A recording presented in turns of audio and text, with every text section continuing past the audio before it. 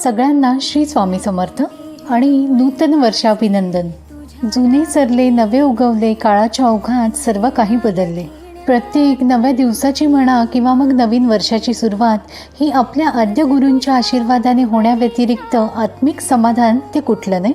स्वामींच्या आवडीचा रंग पिवळा, म्हणूनच आज छान सोनसळी रंगाचा अननसाचा शिरा केलाय। त्यासाठी ना पिकलेलं अननस छान बारीक असं चिरून घेतलंय। अननस तुपावर छान हलकंसं परतून घ्यायचंय। अननस व्यवस्थित असं परतून झालं की झाकण ठेवायचं आणि 1 मिनिट छान शिजवून घ्यायचे। मस्त अशी दणदणीत वाफ बसली ना की पुन्हा हे असं मॅश करत करत हलवून घ्यायचे आणि यामध्ये पाणी घालायचे। पाण्याला छान उकळी येऊ लागली ना की यामध्ये केशर घालूया। हे मिश्रण उकळतंय तोपर्यंत आपण रवा भाजून घेऊया।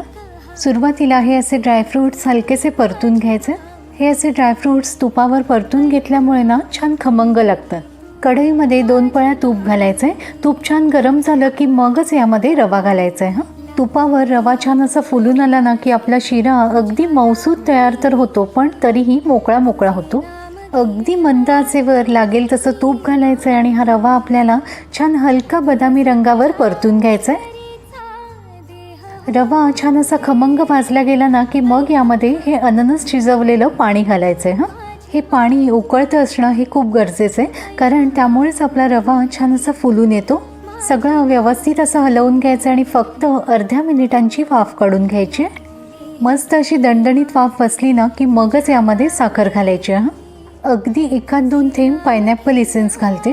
छान असं सगळं हलवून घ्यायचं आणि पुन्हा फक्त 1 वाफ काढून घेतली की इथे आपला अननसाचा शिरा तयार आहे। अगदी शेवटी हे ड्रायफ्रूट्स घालायचे आणि चमचाभर तूप घालायचे।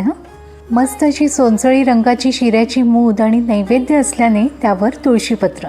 नक्की करून बघा आणि तुमचे अभिप्राय जरूर कळवा। धन्यवाद।